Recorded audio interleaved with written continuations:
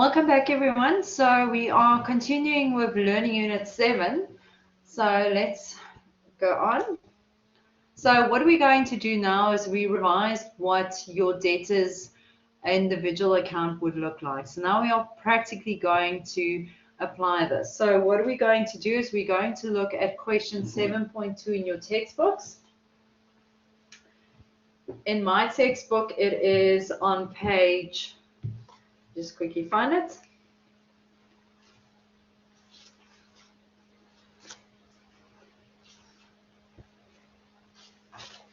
It is on page 217 to 218. If you've got an older version, it's about 7 pages before that one. Okay, so I've got it here on the screen just so that we can start chatting about it. Okay, so the first thing we have to look at is what is required from us. So they ask you to show Thembi Tambu's individual account as it would appear in the debtors ledger of tax in Arizona from 1 July 28 until 9 February 29. Okay, so we need to show them an individual account for a very long period, so from the 1st of July until the 9th of February in the following year. Then they give you the following transaction codes are used by Tuscan, Arizona. So they give you code 01, which is your credit sales according to duplicate credit invoices. Code 2 is an increase in the previous issued credit invoice by means of a debit note. So that's when our invoice amount was incorrect and we need to increase it. Number 3 is returns or rebates according to your duplicate credit notes. Number 4 is your cash receipts from debtors, your duplicate receipts. And then number 5 is your discounts granted on prompt settlement. And number 6 is interest charged on overdue accounts. And number 7 is your credit losses. And 8 is club membership subscription charges. And number 9 is your discount vouchers. Now, what you have to be very pay special attention to is which ledger account are they specifically asking for. So they are asking for your debtors ledger account. Okay. Now, debtors ledger. So we are busy with your debtors. So that means an increase would happen on the debit side and a decrease would occur on the credit side. Okay, so that's the first thing you need to remember is we are busy with a debtor. So that means increase on debit, decrease on the credit side. And these codes are required for your code column in your debtors ledger. And that indicates what type of transaction and what type of document was used for that specific transaction. Okay, so let's look at the beginning. Thembi Tambu has been a regular customer at Tuscan, Arizona, otherwise known as TAs. She opened an account at the store on the 1st of July. So prior to 1st July, she did not have an account there. So that means she will not have an opening balance. A debtor account number is D3317. Okay, let me just get a pin here. Okay, so she opened an account at the store on the 1st of July. When she opened that account, she received a discount of 300 Rand on her first purchase, which amounted to 1,325. This was the total VAT inclusive amount of the purchase before the discount. So total VAT inclusive amount before the discount. Okay, so that was her total value before she got a discount. Okay, so how would we then account for this transaction in our books? Firstly, we had a purchase. So debtors, we always increase on the debit side. So we would have to show on the 1st of July, we would say, okay, fine. Let's quickly open my Excel file.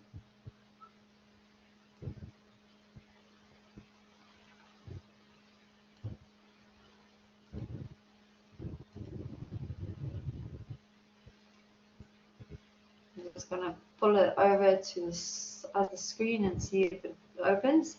Okay. So we know on the 1st of July, we opened an account. Okay, so we had a purchase. Now we know that the code for a purchase based on our textbooks is 01. So the code you would apply in there is 01. Our document would be an invoice or credit invoice based on the information. So we had a credit invoice. The invoice number was GI G1321. So if you just wrote invoice, that would also be sufficient. You do not have to write credit or cash invoice. If you wrote invoice, that's sufficient for this. Okay, and the amount we had was 1,325 Rand and 95 cents. Now, we said to get to the balance, you add the debits, you subtract the credit. So because our previous balance was 0, we just add the debit and our new balance is 1,325. But then the second part of the transaction, we said, okay, fine, we have a discount voucher. So that would reduce our amount that we have to pay by 300 Rand. Okay, so we're reducing it by 300 Rand. Okay, so our balance is reduced to 1,025 Rand. Now, we know that discount vouchers based on our code system is 09. Oh, sorry, it's 09 here. And our document is the discount voucher that we received. And then our balance is 1,025 Rand.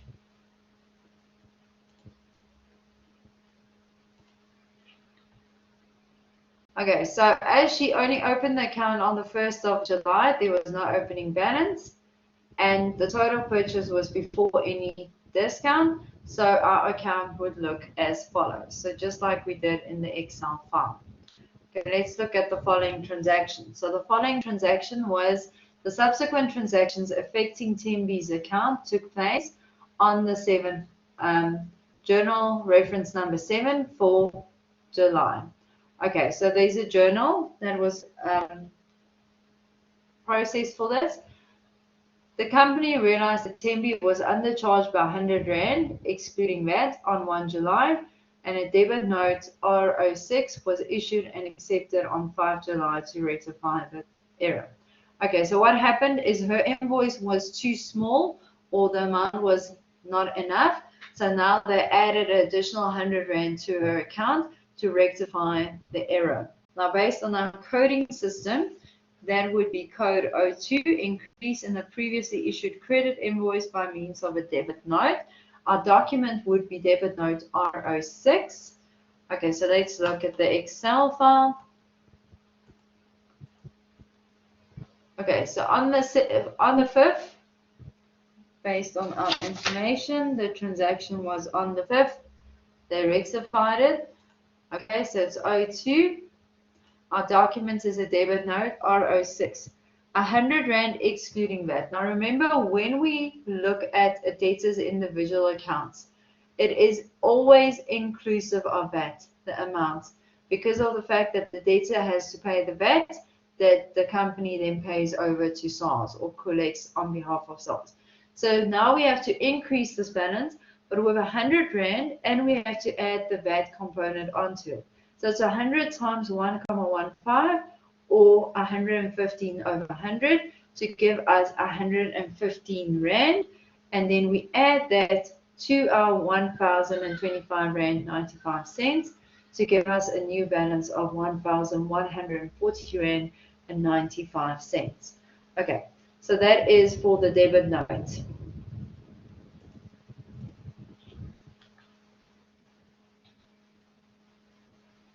Okay, then on the 5th of August, Tembi purchased goods from TAs to the amount of 6,312 Rand 50 cents, including that, less a 2% trade discount. So now remember, when we account for it, it will always be after trade discount, so we have to take the trade discount into consideration. Okay, so let's fill it in. So the next transaction was on the 3rd of August. We purchased goods, so the code would be 01 again. Our invoice would be the credit invoice, and it was 1387. Okay, so the amount is the 6,312 Rand and 50 cents, but we have to deduct 2% for the trading discount, so that is multiplied with 98% is the value we actually paid, and that gives you a value of 6,186 Rand and 25 cents. And that is then added to your balance here of 1,140 Rand and 95 cents to give you a new balance of 7,327 Rand and 20 cents. Okay.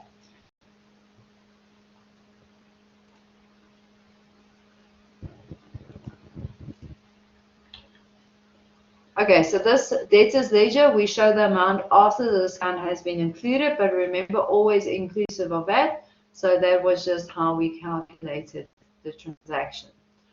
Then on the 7th of August, Tembi returned 25% of the goods purchased on the 3rd of August, okay, because they were of inferior quality. So the reason I've included the previous information, 25% of these goods were returned. However, it is important that we note that it is 20% of the amount after the trade discount that we need to calculate.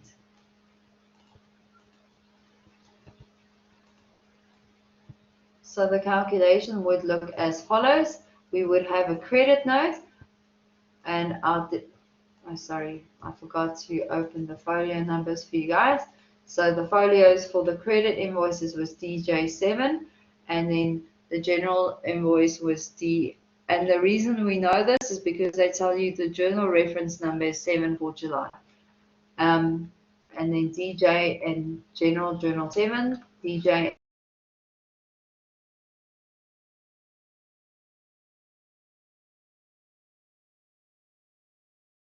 R6.25 has been returned, which gives us a value of 1,546 Rand and 56 cents, which decreases the balance to 5,780 Rand and 64 cents.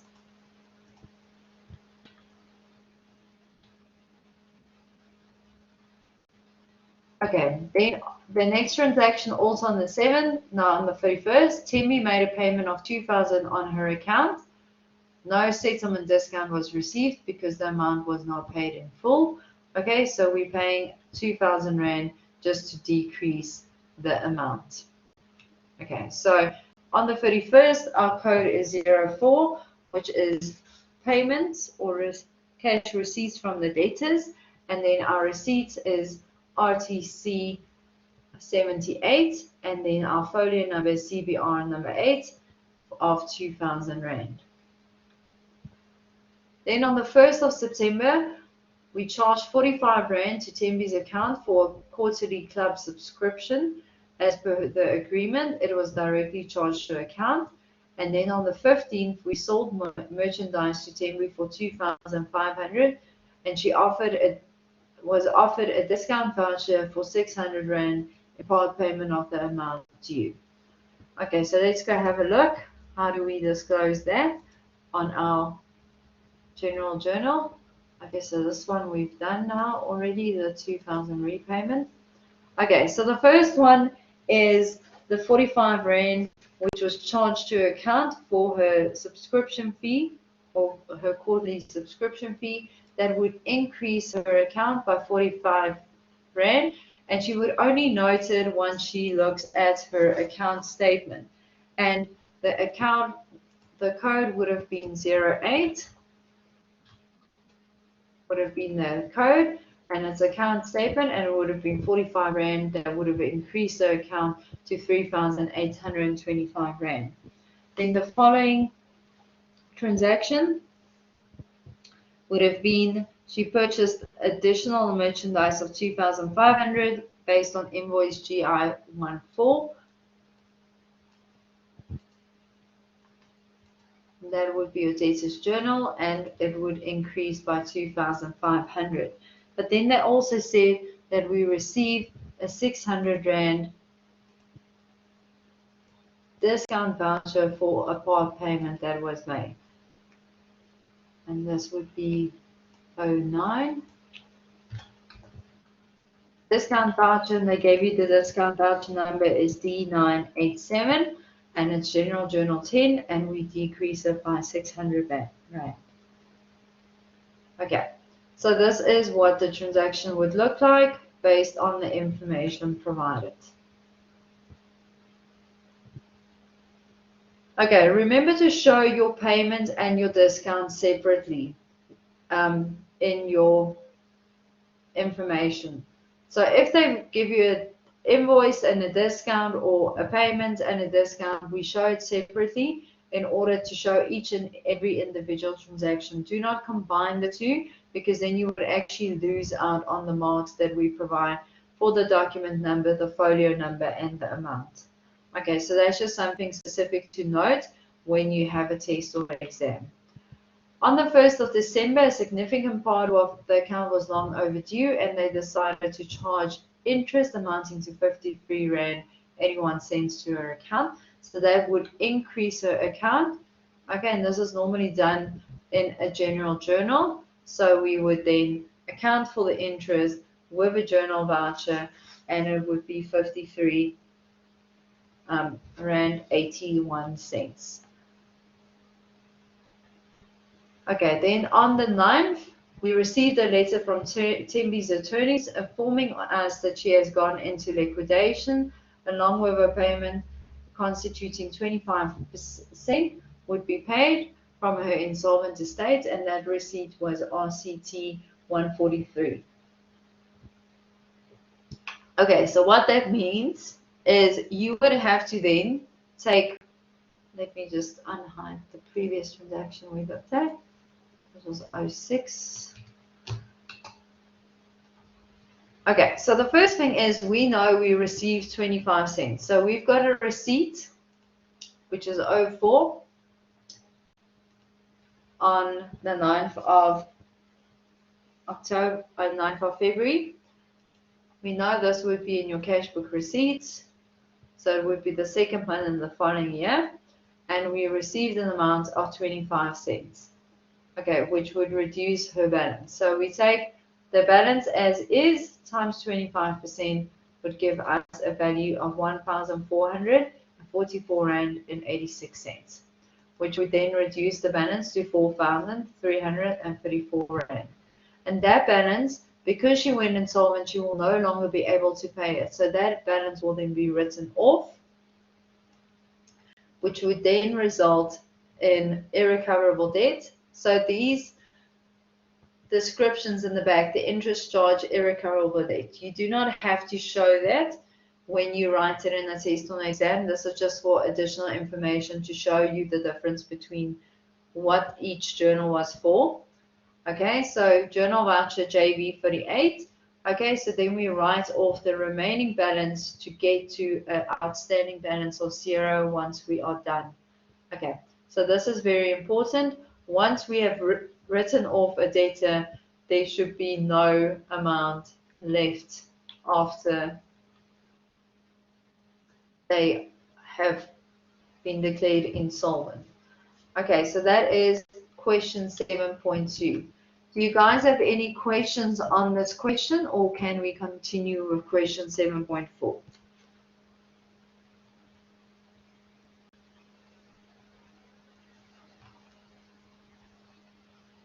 Any questions?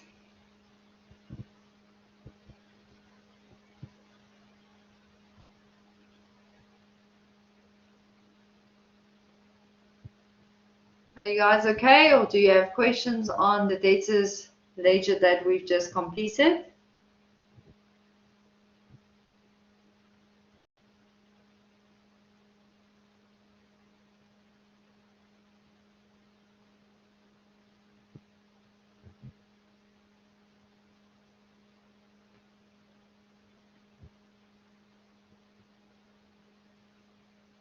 Okay, then I'm going to continue with question 7.4.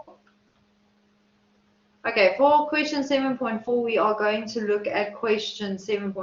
The next one, we're going to look at question 7.4. This is where we are looking at a creditors ledger, and we're going to follow the same principles we did now with the debtors ledger specific. Okay, So let's quickly look at the question and what was required from question 7.4. Levita dealers entered into the following transactions with Brunton Traders, creditor number C10, during 2018. All amounts include VAT where applicable. The balance owing to Brunton Traders on the 1st of January was 115,240 Rand and 75 cents. The following subsequent transactions affecting Brunton Traders account. Okay, so then they give you all the transactions, but then let's quickly jump to what you're required to do. Use the information provided and prepare the individual accounts of Brunton Traders as it would appear in the books of Levita dealers from 1 January until 30 May 28. And then they give you the code system with the codes 1 to 7. So code number 1 was credit purchases according to the original credit invoices. Code 2 was an increase in previous received credit invoice by means of the original debit note. Code 3 was returns or rebates according to original credit notes. Code 4 was cash payments to creditors. Code 5 was discount received on prompt settlement. Code 6 was interest charged by creditors on overdue account. And Code 7 was electronic fund transfers. Okay, so it's very important to look at who are we dealing with. So in a question in a test or exam, you have to first look at who is the company that we are looking at, and this person in relation to a company. Is it a customer? So is it a debtor, or is it a supplier? Is it a creditor? Okay, so that is how you differentiate between a creditor and a debtor. So if we look at this one, they tell you Levita dealers, in this scenario, Levita dealers entered into the following transactions with Brunton Traders. They tell you it's a creditor. Okay, so we entered into it. Now, based on that information, it would be very difficult to know whether we purchased or we sold stuff based on entered into the following transactions, because it could go to either or. So in this scenario, to clarify, they told you Brunton Traders has a creditor number of C10 to clarify that they are creditor. But in a test or an exam, we would clearly specify that they purchased goods or they sold goods to that person in order to help you distinguish between whether it's a debtor or a creditor. Okay, these codes, just like I said, is what we use for the codes column. Okay, so let's look at the first transaction. The balance owing to Brunton Traders on the 1st of January was 115,000. So we need to account for the opening balance. Now, what I said is when we've got an opening balance, our debit and credit column would have no amount in it. Okay. And then on the 7th, Brunton Traders charged us interest at 12% for 30 days based on an overdue portion of 12,031 Rand and 82 cents included in the balance of the 115,240 and 75 cents as shown above. 2018 was a leap year, so 366 days must be used as the denominator for the interest calculation. Journal voucher JH28 was completed.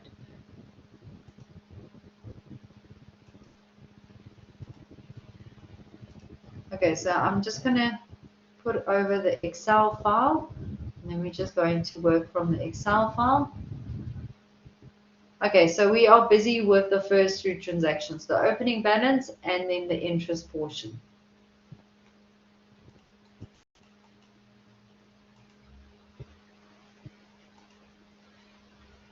Okay, so the opening balance, we just showed the balance. On the 1st of Jan, we brought forward, balance brought forward, there's no folio number, and as you can see, the debit and credit is 0, and we've got 115,000 as per the question here at the top. Then we now are adding the interest that was charged. So the interest that was charged on the 7th of January. So we've got 7th of January. The code relating to interest is 06. And then we would have known that the interest was charged based on the journal voucher that was written. Journal voucher JH28 was completed. Because it is our creditor, this would have been an internal journal that we've processed to add that journal. Now, journals, the folios would be general journal 1. So because of the fact that they do not provide what year it is, we started with number 1, assuming it was the beginning of the year. But for your purposes, if you just wrote general journal, you would still get the mark because of the fact that it wasn't clear what number to start with. Okay, now this would increase the balance. Now remember, creditors increase on the credit side and they decrease on the debit side. So the interest amount, the calculation would be the 12,031 rand and 82 cents, so the amount that is long outstanding, multiplied by the 12%, the interest that was charged, and it was charged for 30 days. They charged interest over 366 days, would give an interest amount of 118 rand and 35 cents that was charged to our creditor, and that is added to the balance up here to increase it to 115,359 rand and 10 cents. Okay. Then if we look at the following transactions, so on the 21st, made an EFT to Brunton Traders for 115,000 in full settlement of the amount owing. JH31 was issued to account for the discount. Okay, so they paid 115,000 in full settlement. Because there was a journal voucher issued for the discount, it means we provided them with a settlement discount for their payment. So this would have 2 transactions. So the first transaction would be the payment of 115,000, which would debit our account. Now, this is where the dates is very important. So our balance outstanding would be 359 rand and 10 cents. Now we know this is a discount that was provided, so we then state the journal voucher for that same amount to get to a balance of 0 rand. Okay, but if you did not do these entries in date order, you would have had a different amount there, or you would not have included the journal voucher at all.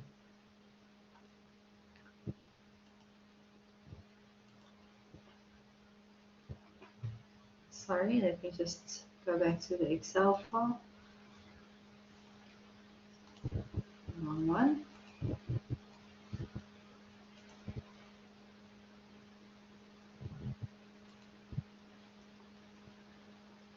Okay, then on the 14th of April, we purchased equipment on credit from Brunton Traders for 21,000 less a 5% trade discount. Okay, and we received the invoice number JJ 957,000. Okay, so remember when we purchase equipment and there's a trade discount, we have to account for the trade discount when we capture the amount. And anything that we purchase on credit or they purchase on credit from us would increase their account.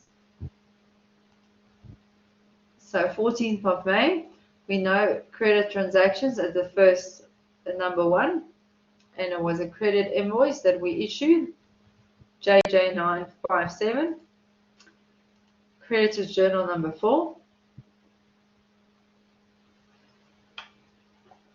And to get to the value, you take the 21,000 times 95% because we gave them a 5% discount to get to a value of 19,950, and this is our new balance. Then on the 17th, we request a rebate of 10% on the invoice because the goods purchased were of inferior quality and received credit note NT14 from Brunton Traders. Okay, so on the 17th, they returned some goods. Now, if we return since 03, a credit note was issued NT14, returns is in CHJ4, and that would be debited, and that was for, let's quickly see, it was for 10% of the original invoice. Now remember that is 10% of this value. So you'll take the 19,950 multiply with 10% means we return 1,995 Rand of the goods. And that would then decrease our balance to an amount of 17,955 Rand. Then on the 30th of May, we transferred 5,000 to Brantis Traders account via EFT as part of the payment of the account. Okay, so 5,000 Rand was paid to reduce the account, which would also be debited, and it would be EFTC. So basically the EFT, or you could write your bank statement, would also be correct. And then CPP is the cash book payments, 5,000 Rand, and then our balance would be 12,955.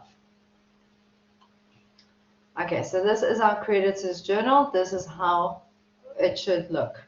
Do you guys have any questions on the creditors journal or the creditors ledger?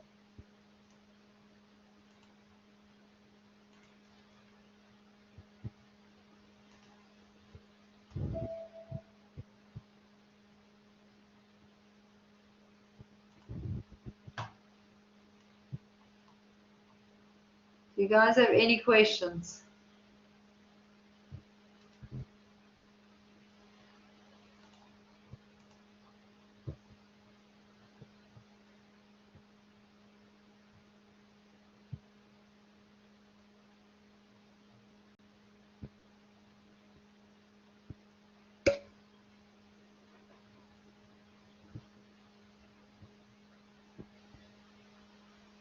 Okay, so this is the end of Learning Unit 7. Do you guys have any questions on Learning Unit 7 specific or things that you struggled with last year that you have questions on? Was there anything I need to clarify?